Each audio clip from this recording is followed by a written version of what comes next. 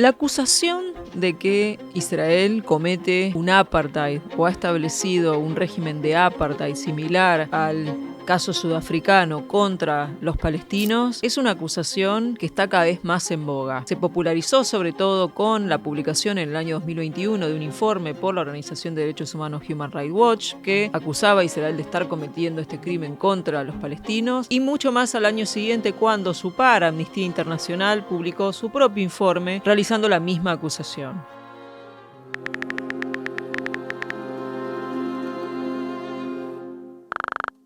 Sin embargo, esta narrativa de relacionar al Estado de Israel con el régimen racista sudafricano no es algo que nació en los últimos años,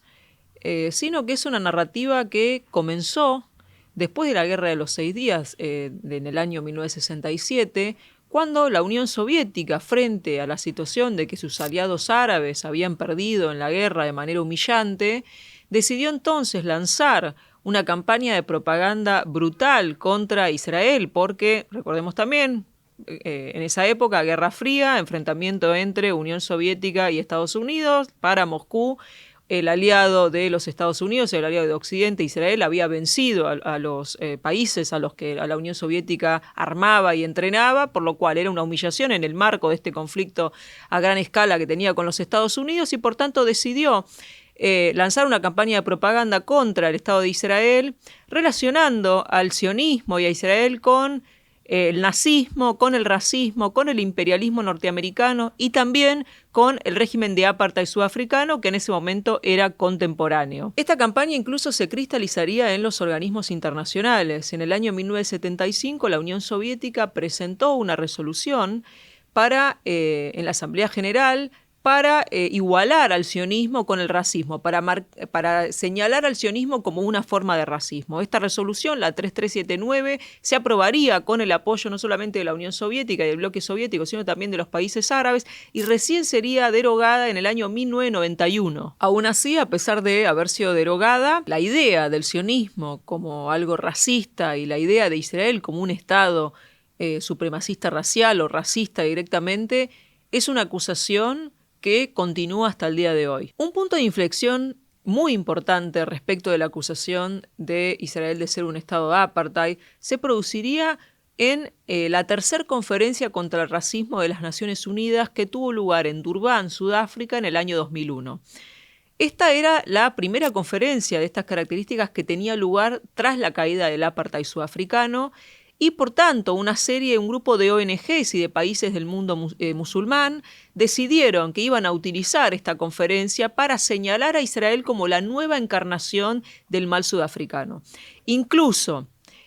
hubo una conferencia preparatoria previa que se llevó adelante en Irán, donde se sentaron las bases de esta estrategia. Se buscaría señalar en Durban a Israel como el nuevo apartheid del mundo, y que por tanto la comunidad internacional tenía que tomar las mismas medidas que se habían tomado para combatir el régimen sudafricano contra el Estado de Israel. Para dar una idea del clima que se vivió en esa conferencia de Durban, vale decir que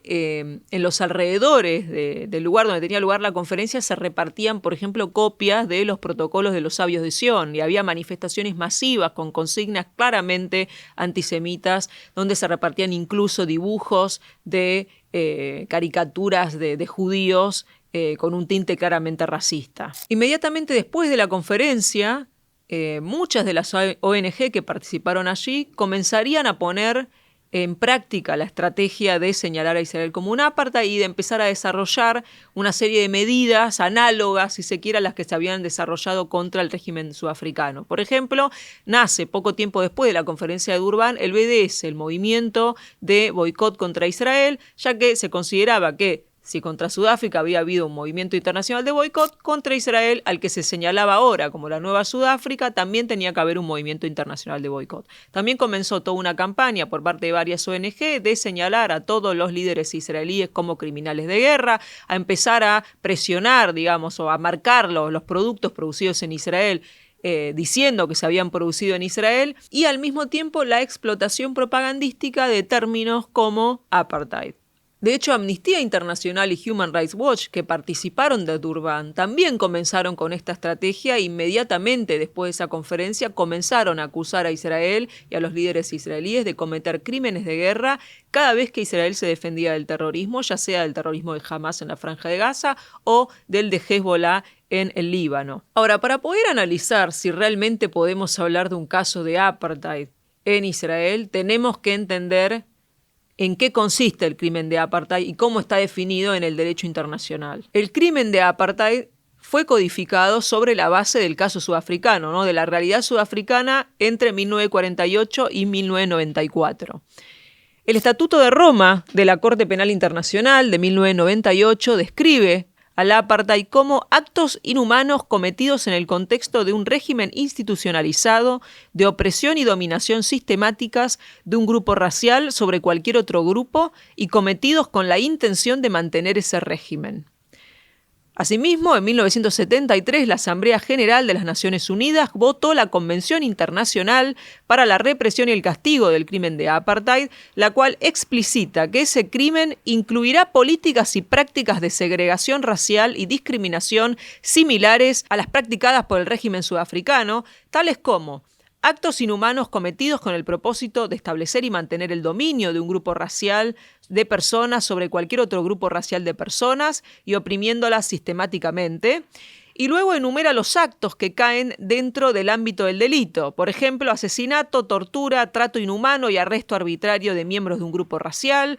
imposición deliberada a un grupo racial de condiciones de vida calculadas para causar su destrucción física, medidas legislativas que discriminan en los campos político, social, económico y cultural, medidas que dividen a la población en guetos, la prohibición de matrimonios interraciales y la persecución de personas que se oponen al apartheid. Finalmente está la Convención Internacional para la Eliminación de todas las formas de discriminación racial de las Naciones Unidas de 1965, que prohíbe el apartheid, pero no proporciona ninguna definición de este. Entonces, lo primero que tenemos que hacer es observar si en Israel existen prácticas similares a las que tenían lugar en el apartheid sudafricano. Los afrikaners, que eran colonos predominantemente holandeses, fueron racistas desde un principio, o sea, establecieron intencionalmente un sistema que deshumanizaba a la mayoría negra a manos de la minoría blanca. O sea, el régimen sudafricano impuesto por los afrikaners se caracterizaba por una separación física de las personas basada en una jerarquía racial impuesta por la ley, que incluía la segregación en playas, en el transporte público de pasajeros, en hospitales, en escuelas, en universidades. Pero además la ley de ciudadanía de la patria bantú de 1970 despojó a la población negra de su ciudadanía, o sea, los privó de los escasos derechos políticos y civiles que todavía les quedaban hasta ese entonces. En contraste, los judíos que llegaron y llegan a Israel, primero que no son colonos invasores, pero además jamás llevaron adelante un plan intencional de segregación racial entre judíos y árabes. O sea, ni siquiera el control actual de Cisjordania se establece, no es algo que los israelíes se propusieron como parte de un plan macabro de separación racial, sino que es una situación que se generó a partir de una guerra que los israelíes no empezaron. Al mismo tiempo, los líderes judíos, los líderes sionistas, no desalojaron a todos los árabes que quedaron dentro de las fronteras de Israel una vez terminada la guerra de independencia, sino que todos esos árabes se convirtieron en ciudadanos plenos del Estado de Israel. Hoy 2 millones de personas, 2 millones de habitantes del Estado de Israel son árabes y cuentan con los mismos derechos que sus conciudadanos judíos. Los palestinos de Gaza o de Cisjordania no votan en las elecciones israelíes, no porque sea un apartheid, sino porque tienen sus propias autoridades. Desde los acuerdos de Oslo de los años 90 tienen sus propias autoridades y entonces votan en sus propias elecciones. El hecho de que sus líderes no llamen a elecciones no es culpa de Israel. Del mismo modo, los ciudadanos israelíes, sean árabes o judíos, no votan en las elecciones palestinas cuando éstas tienen lugar, justamente porque no son palestinos, son israelíes, y porque el gobierno palestino es un gobierno diferente e independiente. Por otro lado, los bantustanes sudafricanos fueron creados por las propias autoridades del apartheid, o sea, por los afrikaners, por la minoría blanca, a través de una serie de leyes, pero nunca fueron reconocidos internacionalmente. Mientras tanto, el gobierno palestino fue establecido a partir de negociaciones con Israel, reconocidas en el ámbito internacional, y el gobierno palestino, la autoridad palestina, es reconocida por la inmensa mayoría de los países del mundo. El gobierno palestino, en cambio, fue creado por los propios palestinos en negociaciones con Israel, bajo los auspicios internacionales, y es reconocido como la autoridad legítima y el representante legítimo de los palestinos por prácticamente todos los países del mundo. Además, Israel nunca anexó la Franja de Gaza o Cisjordania. Si lo hubiese hecho y hubiese creado una serie de bantustanes, o si lo hubiese hecho y no le hubiese otorgado derechos a la población palestina de esos territorios, ahí sí cabría evaluar si cabe la acusación de apartheid, pero no es el caso. O sea, si realmente tuviese la aspiración de controlar y dominar a los palestinos eternamente, ya lo hubiese hecho. Pero por el contrario, el gobierno israelí, o sea, el Estado de Israel, ha reconocido la autonomía palestina creada en los acuerdos de Oslo y al mismo tiempo ha intentado llegar a un acuerdo con los palestinos en repetidas oportunidades. Poco tiempo después de capturar esos territorios, o sea, Gaza y Cisjordania en la Guerra de los 6 días, Israel ya estaba llevando adelante un plan para poder retirarse de esos territorios. Entonces, si realmente tuviese esa búsqueda, esa intención de dominación y de control de esta población,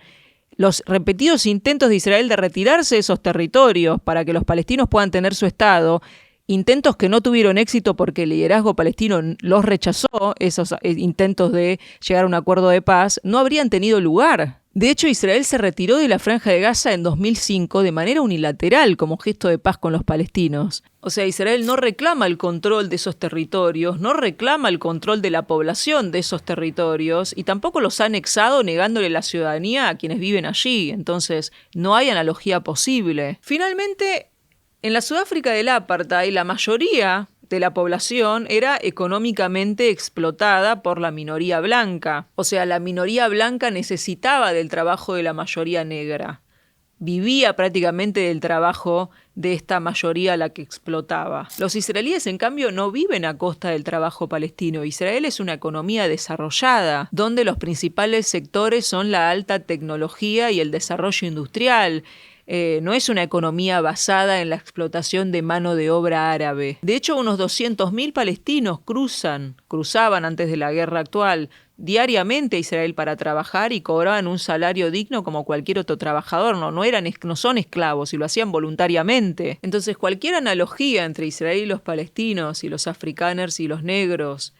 en la Sudáfrica del apartheid no tiene ningún sentido y es hasta una banalización de lo que significó el régimen de apartheid en Sudáfrica. De hecho, ni en Durban ni en los informes que mencionábamos de Amnistía o Human Rights Watch se ha podido probar que en Israel haya efectivamente un régimen de estas características. De hecho, el informe de Human Rights Watch, por ejemplo, distancia su acusación de apartheid de cualquier comparación con el régimen sudafricano. Dice que a lo largo de los años, la comunidad internacional ha separado el término apartheid de su contexto sudafricano original. Pero Human Rights Watch no proporciona ninguna evidencia para respaldar su afirmación de que la comunidad internacional, categoría que además no define, haya modificado la definición de apartheid y la haya separado del régimen sudafricano que le dio origen. Amnistía Internacional, de hecho, hace eco de este enfoque, indicando que no busca argumentar que el sistema en Israel y los territorios palestinos sea análogo al de Sudáfrica. Pero a pesar de esto, la experiencia sudafricana es sumamente relevante porque es la que justamente dio origen a este crimen. O sea, es legalmente relevante porque además está mencionada explícitamente en la Convención del Apartheid, la cual además se cita con frecuencia en estos informes. Entonces, en sí no existe una ley o una comunidad internacional que haya separado al crimen de apartheid de su contexto original en Sudáfrica. O sea, la metodología, no solamente de estos informes, sino de aquellos que acusan a Israel de ser un apartheid, parece ser básicamente quedarse con las partes de la definición que les parece que encajan con el caso israelí e ignorar todo o desechar todo aquello que contradice la acusación que buscan hacer. Es como que de alguna manera se modifica la definición del crimen de apartheid para buscar que forzosamente encaje en el caso israelí. Entonces, básicamente lo que hacen es utilizar la otra parte de la definición de la Convención de Apartheid, que es muy similar a la del Estatuto de Roma, y entonces afirman que el apartheid consta de 3 elementos principales: la intención de mantener un sistema de dominación de un grupo racial sobre otro, la opresión sistemática de un grupo racial sobre otro y uno o más actos inhumanos llevados a cabo de forma generalizada. Luego, lo que van a proceder a hacer estos informes y también en general todos los que acusan a Israel de ser un régimen de apartheid es enumerar una serie de medidas o políticas israelíes que consideran que prueban que hay una intención de dominación, de opresión sistemática y de actos inhumanos. No obstante, esto también es importante como para marcar un poco lo desprolijo que es esto. Human Rights Watch, por ejemplo, señala que ningún tribunal ha tratado nunca el crimen de apartheid, lo que provoca una falta de jurisprudencia sobre términos clave en estas definiciones, por lo cual queda claro que hay un margen bastante amplio para interpretaciones arbitrarias que busca hacer la propia organización o quien realiza la acusación. Por su lado, Amnistía Internacional, por ejemplo, dice en su informe que no hay necesidad de que haya un plan expresamente adoptado para someter a un grupo racial a la opresión y la dominación, que este elemento de política puede inferirse de la conducta de los perpetradores. Es decir, la organización básicamente aclara que aunque no se encuentre evidencia de un plan de opresión israelí, este simplemente puede inferirse,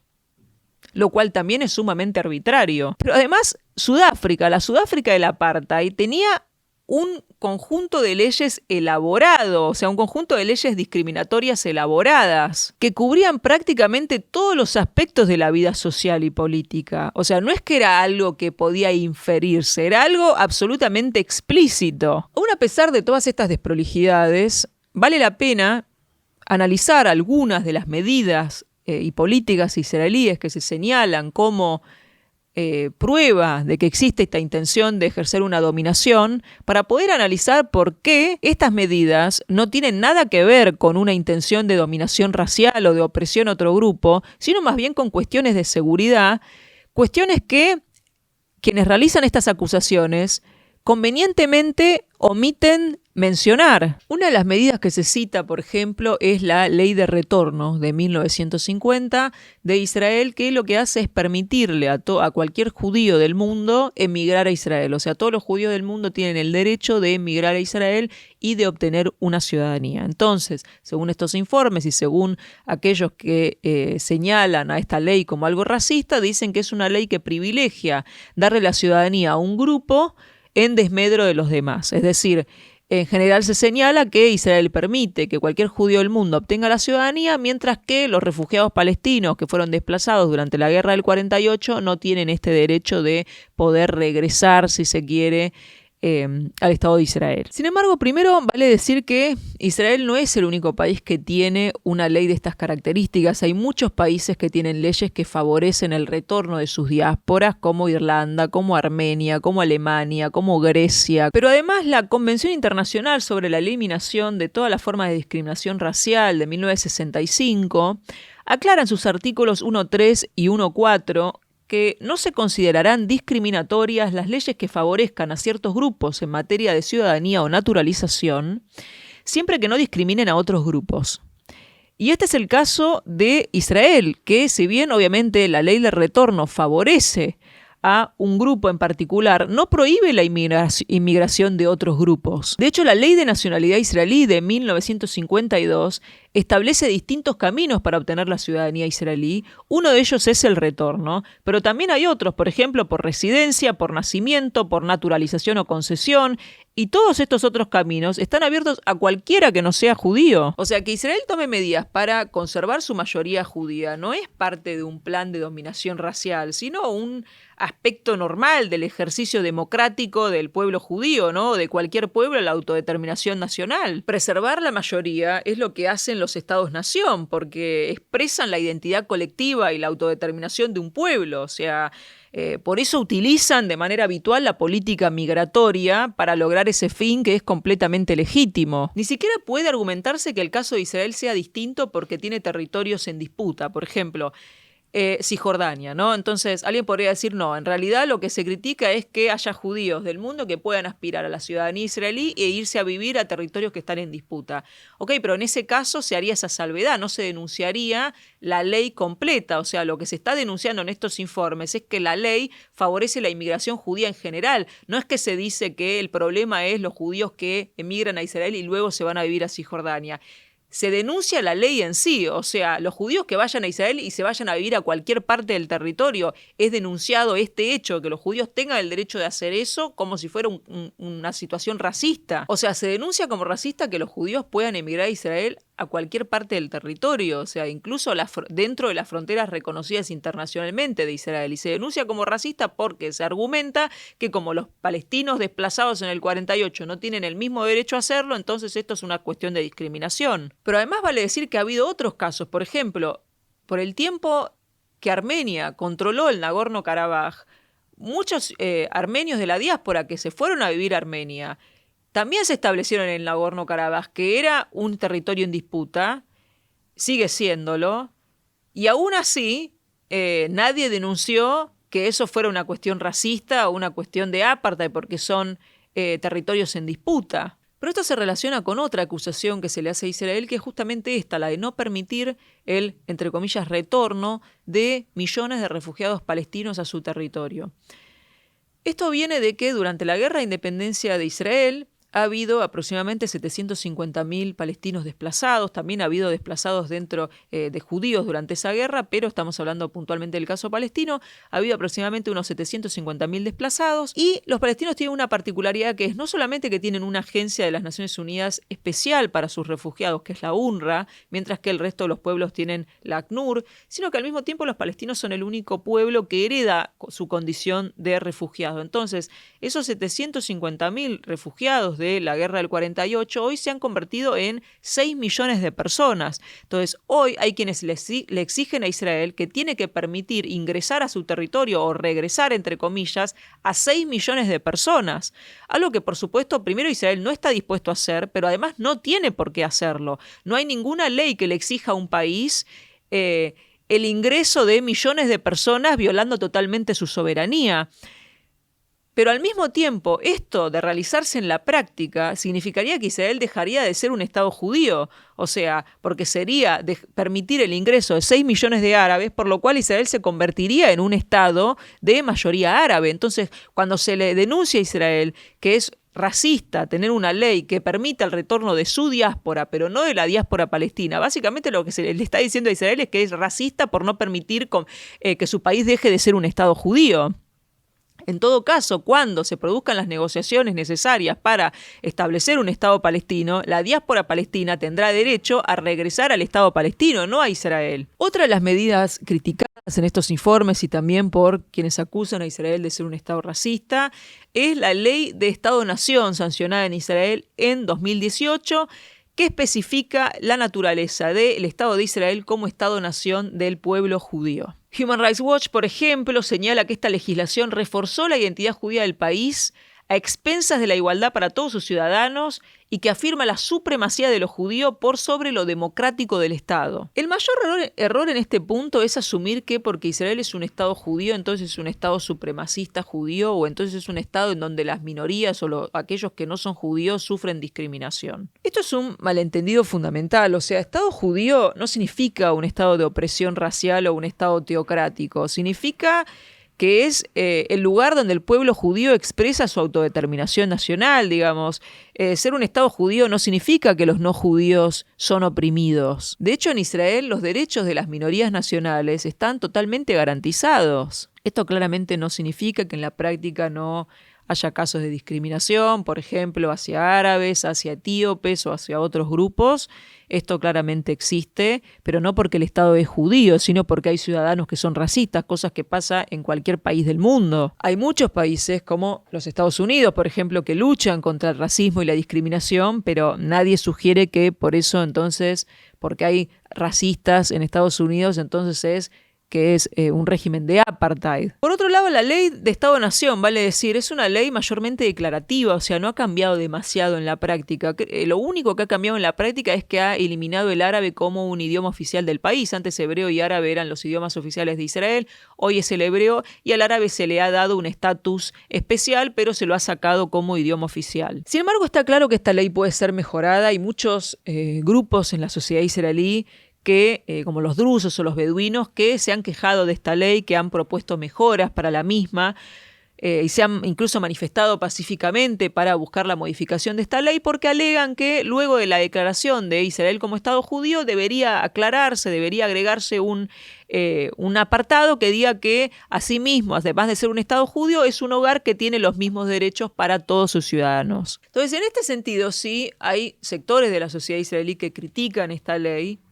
Está perfecto que Human Rights Watch o Amnistía Internacional o cualquier otra persona también la critique. El problema no es criticar la ley de Estado-Nación, cosa que, como decíamos, hacen sectores de la sociedad israelí constantemente y que incluso piden su modificación, sino presentar una política como la ley del Estado-Nación como una prueba de que Israel es un país inherentemente racista. La ley de Estado-Nación, aunque puede ser mejorada, no se parece en nada a leyes de apartheid. En cambio, se parece mucho a numerosas disposiciones constitucionales democráticas europeas. Por ejemplo, la Constitución de Letonia comienza invocando la voluntad inquebrantable de la nación letona de tener su propio Estado y su derecho inalienable a la autodeterminación para garantizar la existencia y el desarrollo de la nación letona, su idioma y su cultura a lo largo de los siglos. Letonia tiene un 25% de población rusa, o sea, tiene una minoría rusa. Entonces, al declararse en su constitución el Estado-Nación del pueblo letón, ¿está ejerciendo un apartheid contra esa minoría rusa? Claramente no. Otra de las medidas que se cita como ejemplo de que Israel busca llevar adelante una dominación y una opresión sistemática contra los palestinos es la valla de seguridad en Cisjordania. De hecho, en el informe de Human Rights Watch se elige ilustrar el informe con esta valla de seguridad y se elige, obviamente, convenientemente, la parte que es de concreto, a pesar de que solamente el 5% de la valla es de concreto y el resto es de alambre, pero eligen ilustrar con el concreto como para presentarlo como un muro de separación racial. Incluso Human Rights Watch va más allá y afirma que Israel, si bien dice haber construido esta valla de seguridad por una cuestión de seguridad, en realidad lo hizo por cuestiones demográficas y luego la califica como una herramienta para discriminar a los palestinos. O sea, básicamente lo que hacen estos informes es desestimar las necesidades de seguridad que alega Israel y afirmar que estas medidas tienen simplemente por objetivo apropiarse de tierra palestina, separarse de los palestinos o controlarlos y humillarlos. Sin embargo, algo común a estos informes, como a quienes en general acusan a Israel de ser un Estado racista y citan estas medidas, es que nunca dan cuenta del contexto en el cual estas medidas se llevan adelante. Es decir, simplemente las presentan como decisiones que Israel toma porque tiene ganas de oprimir a los palestinos, porque es un Estado maligno que busca una separación racial. O sea, siempre están sacadas de todo contexto. Sin embargo, el contexto en estas medidas es absolutamente importante porque da cuenta de que las necesidades de seguridad que alega Israel son reales, no son simplemente una excusa como buscan presentar estos informes. Por ejemplo, la valla de seguridad se empezó a construir durante la Segunda Intifada. Durante la Segunda Intifada, a pesar de que mucha gente en Occidente guste de romantizar la Segunda Intifada y presentarla como una suerte de gesta heroica de niños con gomeras contra tanques, la realidad es que la Segunda Intifada se trató de un levantamiento terrorista brutal, en el que había atentados terroristas todos los días, suicidas sobre todo. O sea, terroristas palestinos cruzaban de Cisjordania a Israel y se explotaban en el transporte público de pasajeros, en cafeterías, en bares, en universidades, en pizzerías llenas de niños, incluso en una celebración de Pesaj llena de ancianos, matando a decenas y decenas de personas. Hubo un caso en el que un palestino se explotó en las afueras de una discoteca en Tel Aviv, donde los jóvenes estaban haciendo fila para entrar, asesinando a un montón de ellos. Esto era una cosa de todos los días. Y no era solamente atentados suicidas. O sea, si bien la mayoría de las víctimas se produjeron en atentados suicidas, también había asesinatos en tiroteos, apuñalamientos, linchamientos, ataques con cohetes y otros métodos de ataque. El 80% de las víctimas durante la Segunda Intifada, que recordemos duró 5 años, fueron civiles. Este es el contexto en el que se construye la valla de seguridad. Y no solamente la valla de seguridad, sino también los puestos de control, los checkpoints, que es otro de los elementos que estos informes señalan como una muestra más de la maldad israelí para con los palestinos. Los puestos de control son aquellos puestos que los palestinos que, por ejemplo, cruzan hacia Israel para trabajar, tienen que atravesar para ser revisados por una cuestión de seguridad y que no estén entrando armamento, etcétera. Estos informes denuncian esos puestos de control también como humillantes y también como una forma de impedir la libre circulación de los palestinos. Pero esos puestos de control y la valla de seguridad se establecieron o se empezó a construir durante la Segunda Intifada, justamente en este contexto de atentados terroristas suicidas constantemente, y todos de ellos, o la mayoría de ellos, provenientes de Cisjordania. Sin embargo, quienes denuncian estas medidas nunca se molestan en mencionar este contexto. Pero este contexto es absolutamente importante, absolutamente necesario para poder entender por qué Israel comenzó a construir una valla de seguridad o puso checkpoints. Sin embargo, estos informes, y vuelvo a insistir, no solamente estos informes, en general aquellos que denuncian estas medidas, nunca mencionan el terrorismo palestino. Y es más, cuando lo mencionan de alguna manera lo justifican. Sin embargo, es la violencia y el terrorismo palestino lo que ha llevado a Israel a llevar adelante estas medidas. Como para ilustrar este punto y para que quede claro, desde septiembre del año 2000 hasta finales de 2006, hubo más de 3.000 ataques terroristas desde Cisjordania que provocaron la muerte de 1.622 personas en Israel. En comparación, desde 2007, cuando ya estaba construida la mayor parte de la valla de seguridad, desde 2007 hasta mediados de 2022, hubo desde Cisjordania 141 ataques donde murieron 100 personas. Incluso en 2008, un líder de la Yihad Islámica Palestina admitía a la prensa catarí que desde la construcción de la valla de seguridad habían perdido, digamos, mucha capacidad de resistir entre comillas, que significa llevar adelante atentados terroristas. O sea, los propios terroristas palestinos reconocían que la valla de seguridad les impedía llevar adelante su accionar terrorista con la libertad que tenían antes. Entonces, el problema de estos informes es que presentan la valla y los checkpoints sin ningún tipo de contexto y los presentan únicamente como si fueran medidas que son llevadas adelante por Israel para ejercer una dominación y una opresión contra los palestinos. Lo más llamativo de esto es que, por ejemplo, el informe de Amnistía Internacional reconoce haber documentado violaciones de las autoridades y los grupos palestinos, o sea, violencia por parte de grupos palestinos, pero de alguna manera se desentiende y dice que eso no es el foco de su informe. Pero ese debería ser justamente el foco del informe. O sea, si uno va a denunciar políticas como la valla de seguridad y los checkpoints, no puede decir que entonces la violencia palestina no es el foco del informe. O sea, justamente la violencia palestina es lo que llevó al establecimiento de esas medidas. Entonces, ignorar esa violencia es una deshonestidad y es una falta total de profesionalismo. Incluso, como para mencionar algunos otros ejemplos de estos informes, siguiendo en esta línea de ignorar la violencia palestina o ignorar el contexto en el que se llevan adelante ciertas medidas. Por ejemplo, Amnistía Internacional también denuncia que Israel cesa arbitrariamente el estatus de residente a ciudadanos de Jerusalén Este. Sin embargo, los casos que citan para ejemplificar este punto, en ninguno de los casos que citan nombran quiénes son las personas a las que Israel supuestamente arbitrariamente les habría retirado el estatus de residente, y hay que ir a los pies de página para enterarse quiénes son, y ahí uno se entera que eran todos funcionarios de Hamás. Por ejemplo, en un caso se trata de Munir Rajavi y Jacques Arafa, que estaban presos por planificar e implementar ataques terroristas, uno en Haifa en 2003 y el otro en Jerusalén en 2011, por lo cual no parece tan arbitrario que Israel le retire el estatus de residente a estas personas. Entonces es bastante llamativo que estos informes denuncien a Israel por retirar arbitrariamente el estatus de residente, pero no nombren a las personas y haya que ir al pie de página para enterarse de quiénes son, y que una vez que uno se entera quiénes son, da cuenta que son terroristas del Hamás. Entonces, no parece arbitrario y sí parece bastante deshonesto el accionar de estas organizaciones al realizar estos informes. Algo similar ocurre también cuando en estos informes se denuncia que hay difamación y persecución a palestinos en la Knesset, o sea, en el Parlamento israelí. Nuevamente, para saber a quiénes se refieren cuando denuncian esta cosa,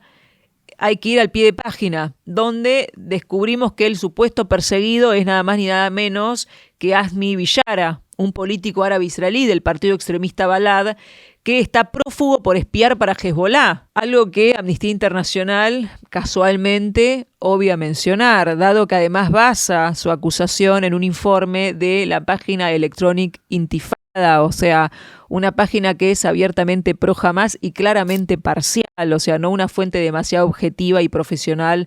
que debería ser el estándar para estas organizaciones. Pero además hay otro elemento, o sea, cuando se denuncia que hay políticos extremistas que han sido vedados de participar en elecciones o que han sido perseguidos legalmente en Israel, se omite mencionar que en muchos casos también han sido partidos y dirigentes judíos los que han sufrido este tipo de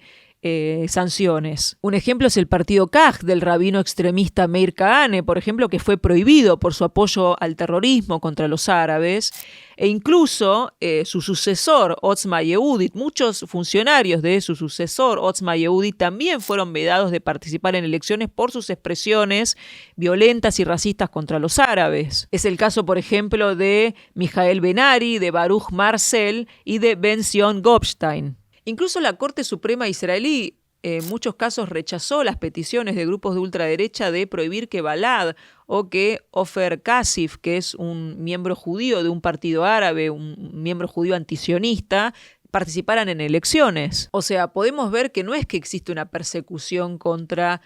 políticos árabes, sino que aquellos políticos que defienden el terrorismo, que celebran la violencia, sean árabes o judíos, son sancionados. Y que dirigentes abiertamente antisionistas, como los de Balad o el propio Kasif, pueden participar en elecciones libremente. Otra política que se menciona como para mostrar que Israel es un estado racista en estos informes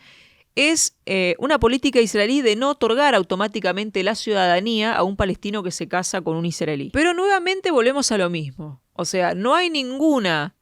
referencia al contexto en el que se tomó esta decisión. Y este contexto es nuevamente el de la segunda intifada. Y se decidió esto para evitar que extremistas, que terroristas palestinos se casaran con algún israelí, con algún, por ejemplo, árabe israelí también radicalizado, obtuvieran la ciudadanía israelí y pudieran moverse libremente por el territorio y realizar atentados. Y esto no se basó en una suposición, sino que se basó en un hecho real. Se aprobó después de que Shadi Tubasi, militante de Hamás, que había recibido la ciudadanía israelí por matrimonio, matara en marzo de 2002 a 16 israelíes en un restaurante de Haifa, uno de los ataques terroristas más brutales de la segunda intifada. Entonces vemos cómo se va repitiendo la misma dinámica, ¿no? Se citan medidas antiterroristas no violentas por parte de Israel y se las presenta como medidas de apartheid, medidas de separación racial, medidas de opresión, ignorando por completo en el contexto en el que se llevaron adelante, ignorando por completo también las pretensiones legítimas de seguridad, o sea, la justificación legítima de seguridad que tiene Israel a la hora de decidir esas políticas. E incluso se va más allá y se afirma que no están motivadas por razones genuinas de seguridad, sino por el racismo, algo que ignora por completo el terrorismo palestino y sus víctimas. Y justamente omiten el contexto en donde surgieron estas políticas, porque una vez que se tiene en cuenta este contexto, queda claro que las intenciones israelíes no se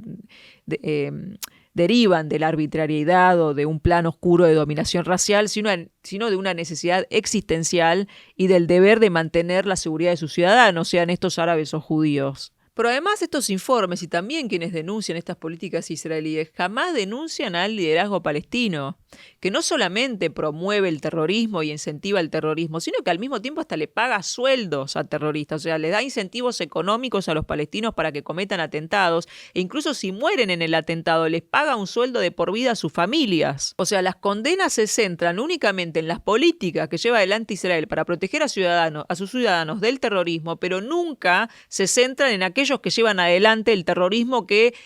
motiva estas medidas en primer lugar. Finalmente también se denuncia el bloqueo israelí a la Franja de Gaza como si fuera una política arbitraria impuesta únicamente por una cuestión de crueldad y, como dice Amnistía Internacional, castigo colectivo a los palestinos. Hay otras medidas u otros puntos mencionados en estos informes, pero es imposible cubrirlos todos. Estoy cubriendo únicamente los principales, pero van todos más o menos en la misma línea. Es bastante llamativo que se mencione el bloqueo israelí a la Franja de Gaza como un ejemplo de política de dominación racial o de opresión,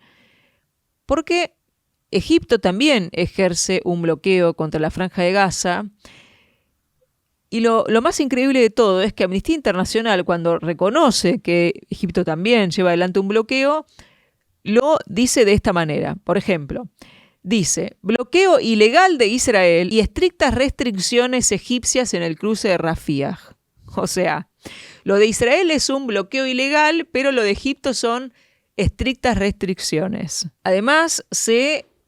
cita al bloqueo israelí de ser culpable de haber llevado a una grave situación humanitaria en la Franja de Gaza, lo cual vuelve a ser curioso por lo que veníamos diciendo. No solamente Egipto también ejerce un bloqueo con Gaza, sino que Egipto también tiene una frontera con la Franja de Gaza. ¿No tiene ninguna responsabilidad sobre esa situación humanitaria? Sus, entre comillas, estrictas restricciones ¿no han influido en nada en esta situación? Pero mucho más curioso de eso es que no se mencione a la organización terrorista que gobierna la Franja de Gaza desde el año 2007, que jamás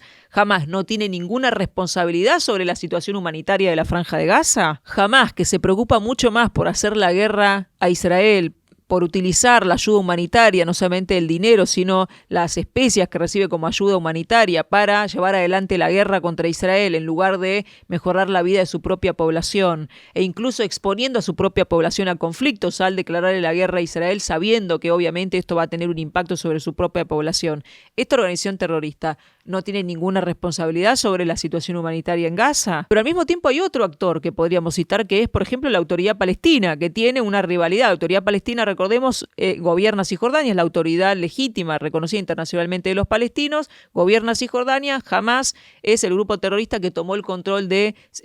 Gaza por la fuerza en el año 2007, expulsando, incluso asesinando a los funcionarios de la oposición o incluso de otros partidos políticos palestinos, incluidos los de la Autoridad Palestina, los de Fatah. Debido a esto, debido a su rivalidad con Hamás, la Autoridad Palestina ha celebrado el bloqueo a Egipto e incluso ha impuesto sus propias restricciones sobre la Franja de Gaza, como por ejemplo el recorte de salarios a empleados públicos y de ayuda financiera a familias. O sea, la Autoridad Palestina no tiene ninguna responsabilidad sobre la situación humanitaria en Gaza, solamente Israel. Pero además hay otro elemento que es el principal, que es que cuando Israel se retiró en el año 2005 de la Franja de Gaza, de manera unilateral como gesto de paz con los palestinos, al mismo tiempo firmó un acuerdo con Egipto, con la Unión Europea y con la Autoridad Palestina para entregarle el control de las fronteras de Gaza a los palestinos. Sin embargo, como veníamos diciendo, al año siguiente hubo elecciones en los territorios palestinos, Hamás ganó, no le alcanzaba para gobernar solo, comenzó una suerte de gobierno de unidad con Fatah, con la Autoridad Palestina. Al año siguiente, en 2007, expulsa o asesina a los funcionarios de Fatah y toma el control de la Franja de Gaza por la fuerza a través de un golpe de Estado y en ese mismo momento desconoce todos los acuerdos firmados con Israel y empieza un estado de beligerancia con Israel. De hecho, Hamás comenzó automáticamente a atacar a Israel. Y es justamente en ese contexto en el que Israel decide imponer un bloqueo a la Franja de Gaza, contexto que convenientemente, nuevamente, los que denuncian el bloqueo omiten mencionar. Incluso es también en ese contexto donde se va a producir las, entre comillas, estrictas restricciones egipcias, que además es un bloqueo que Israel tiene el derecho a establecer, porque jamás impuso un estado de conflicto armado entre las partes. O sea, es un derecho legítimo de Israel de establecer esa política. Pero al mismo tiempo es llamativo no solamente que no se mencione el contexto, sino que no se mencione que Israel se retiró de Gaza en 2005 de manera unilateral como gesto de paz, le entregó el control de las fronteras a los palestinos y recién impuso un bloqueo 2 años después, cuando una organización terrorista criminal que tiene en su carta fundacional el llamado a destruir el Estado de Israel, recién ahí decidió tomar esa medida, justamente para evitar que esa organización terrorista pueda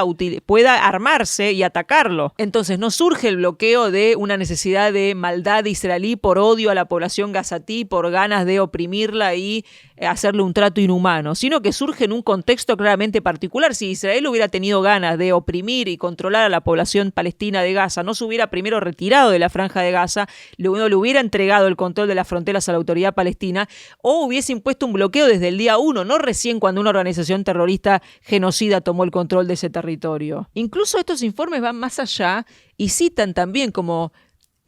culpables de alguna manera de la situación humanitaria en Gaza las, entre comillas, reiteradas ofensivas de Israel contra la franja, como si fuesen ataques sin provocación. O sea, todas las guerras que se produjeron entre Israel y el Hamás en la Franja de Gaza fueron comenzadas por Hamás, fueron comenzadas por ataques de Hamás contra la población civil israelí. Tanto la guerra de 2008-2009 como la de 2012, como la de 2014, como la de 2021 y como la que está teniendo lugar en este momento, que fue iniciada tras el ataque criminal y genocida de Hamás contra Israel del 7 de octubre del 2023. Entonces, mencionar las, entre comillas, ofensivas israelíes como culpables de la situación humanitaria en Gaza, sin mencionar que esas, entre comillas, ofensivas israelíes se produjeron después de que Hamás le declaró la guerra, es sumamente deshonesto. Pero volvemos a lo mismo, es Israel el único culpable de la situación humanitaria cuando la organización terrorista que gobierna la franja y la ha convertido de alguna manera en un lugar desde el cual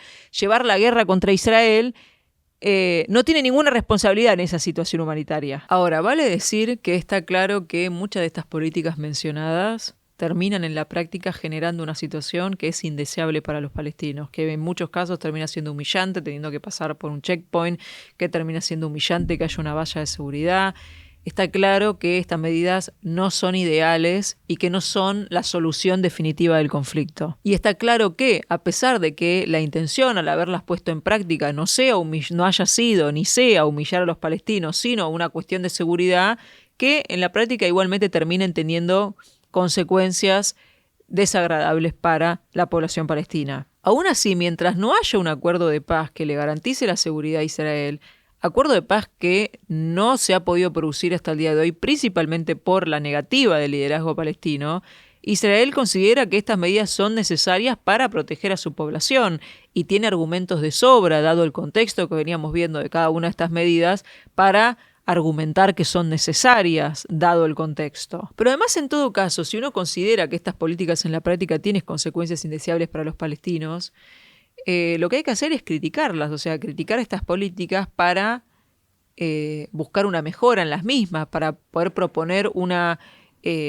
medida diferente que quizá pudiera ser menos desagradable para los palestinos, pero al mismo tiempo garantizarle la seguridad a los israelíes. Pero en estos informes o en las personas que critican estas medidas y las califican como de separación racial, no está la intención de que Israel corrija las políticas o de hacer una crítica constructiva, sino más bien todo lo contrario. Está la intención de presentar cada una de estas políticas aisladas de su contexto, presentarlas simplemente como una muestra de la maldad israelí y argumentar que, por tanto, como Israel es malo inherentemente y por eso todas estas políticas, todas las políticas que decida son malas porque son una expresión más de esa maldad, que entonces lo que se busca hacer es presentar a Israel como un país inherentemente maligno y que por tanto lo que hay que hacer es desmantelarlo. O sea, una crítica honesta a estas políticas no solamente tendría que tener en cuenta las necesidades legítimas de seguridad de Israel, de proteger a sus ciudadanos, sean árabes o judíos, sino también tendría en cuenta el contexto en el que estas medidas se llevaron adelante y también incorporaría a la ecuación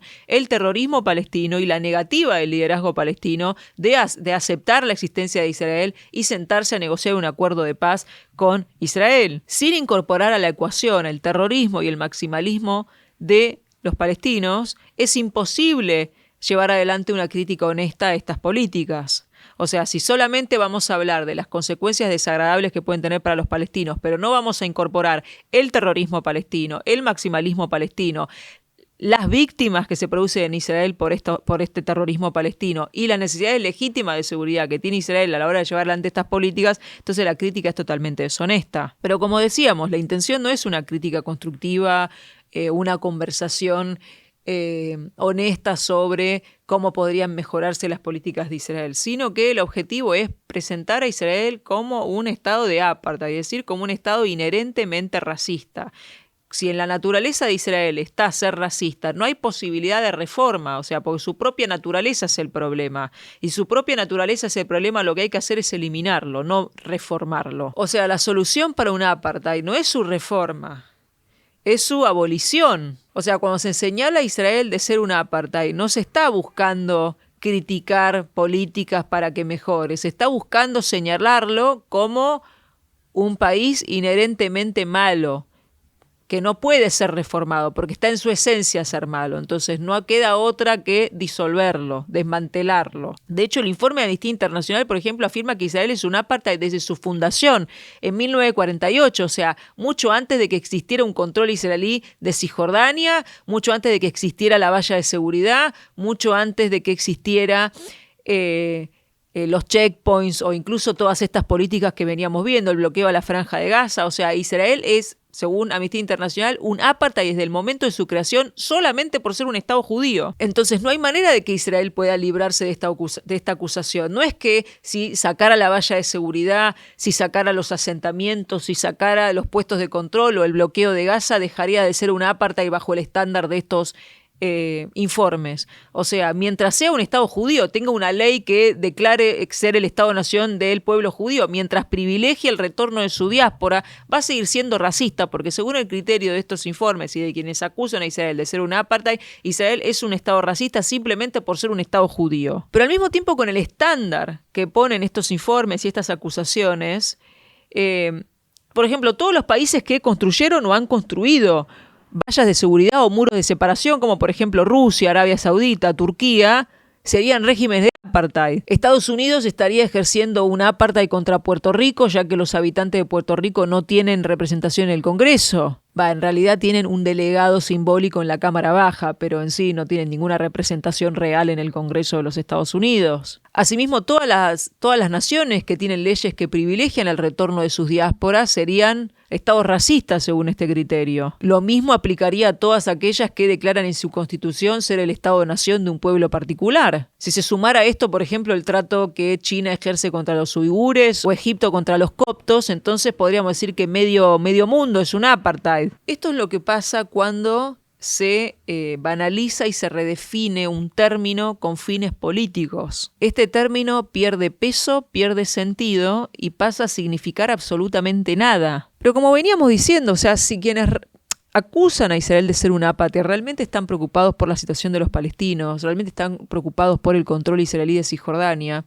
lo que deberían hacer también, además de criticar claramente políticas israelíes, es presionar al liderazgo palestino para que acepte un acuerdo de paz con Israel que pueda poner fin a esa situación. Israel ha intentado en múltiples ocasiones resolver el conflicto, ofreciendo planes de paz que satisfacían prácticamente todas las demandas del liderazgo palestino, y aún así los han rechazado todos, sin ofrecer ni una sola contrapropuesta. O sea, es tiempo también de asignarle a los palestinos la responsabilidad que les cabe en la eternización del conflicto y dejar de verlos como meras víctimas, o sea, como sujetos sin agencia que simplemente reaccionan ante la maldad israelí y no tienen ninguna responsabilidad sobre sus decisiones y sus acciones. O sea, esta visión, este reduccionismo tendencioso justifica el terrorismo palestino y los exime de toda responsabilidad. No hacer mención a el terrorismo y el antisemitismo en la sociedad palestina, a la corrupción sistemática de sus autoridades, al encarcelamiento y tortura de críticos dentro de la sociedad palestina, a la falta de un liderazgo unificado que sirva como interlocutor, a la falta de elecciones limpias, tanto en Gaza como en Cisjordania, a los repetidos crímenes de guerra contra civiles israelíes por parte de Hamás, al bloqueo que Egipto ejerce conjuntamente con Israel en Gaza, a la constante y eterna negativa de reconocer el derecho de Israel a existir, sin peros y negociar una paz genuina, como lo han hecho muchos otros de sus vecinos, y sin mencionar además la inviabilidad del derecho al retorno, entre tantas otras cosas. Es absolutamente deshonesto, es imposible discutir el conflicto y discutir las medidas que se critican de Israel sin tener en cuenta todos estos otros elementos también a la hora de juzgarlas. Porque todos estos elementos son claves para entender por qué se construyó la valla, por qué la valla continúa, por qué hay checkpoints, por qué continúa el control de Israel en Cisjordania y por qué existe el bloqueo a la Franja de Gaza en primer lugar. Pero está claro que estas acusaciones, como se fijó en Durban, no tienen la intención de solucionar el conflicto, sino simplemente de demonizar a Israel, de presentarlo como un régimen y un país racista, y una vez que se ha instalado la idea de que Israel es un país esencialmente racista, es mucho más fácil instalar la idea entonces de que es una consigna política legítima llamar a eliminar una nación, de presentar a Israel como el problema. Es decir, el problema de que el conflicto no se haya resuelto no es la negativa palestina de haber aceptado un acuerdo de paz, sino, según esta perspectiva, el hecho de que Israel sea un Estado judío judío. Entonces, como Israel es un Estado esencialmente racista, es imposible resolver el conflicto. Entonces, esta es una perspectiva que en lugar de buscar solucionar el conflicto, lo que busca es el desmantelamiento del Estado de Israel. Porque el mensaje es claro, o sea, incluso si Israel se retirara de Cisjordania, incluso si Israel retirara el bloqueo de la Franja de Gaza, seguiría siendo acusado de ser un apartheid, por tener una ley de retorno, por tener una ley de Estado-nación. No hay forma de que Israel pueda escapar de esta acusación, y esa es justamente la intención, de que Israel haga lo que haga, va a ser acusado de ser un Estado racista, y de que no hay manera de reforma, simplemente hay que abolirlo. O sea, la acusación de apartheid es eliminacionista, o sea, declara que Israel es culpable no solo de cometer un crimen grave, sino de ser en sí mismo un crimen grave. O sea, la propia existencia de Israel es un crimen grave según esta perspectiva. Y por lo tanto, la única resolución, no solamente del conflicto, sino la única forma de terminar con este racismo, con este régimen de apartheid, es terminar con esa existencia. Y esto ocurre además porque el antisionismo analiza a Israel de manera esencialista. O sea, ve en cada acción del país una manifestación de su supuesta esencia colonial y racista, negándose así a incorporar matices y a considerar el contexto y los límites, además, entre la deslegitimación antisemita y la crítica legítima a políticas específicas. Por lo tanto, lo correcto sería que quienes lanzan estas acusaciones contra Israel, estas organizaciones de derechos humanos que lanzan estos informes absolutamente deshonestos, lo correcto sería que dejaran de esconderse detrás de la fachada de los derechos humanos. Porque al menos los derechos humanos de los judíos y del sionismo como proyecto político de autodeterminación nacional no los estarían teniendo muy en cuenta.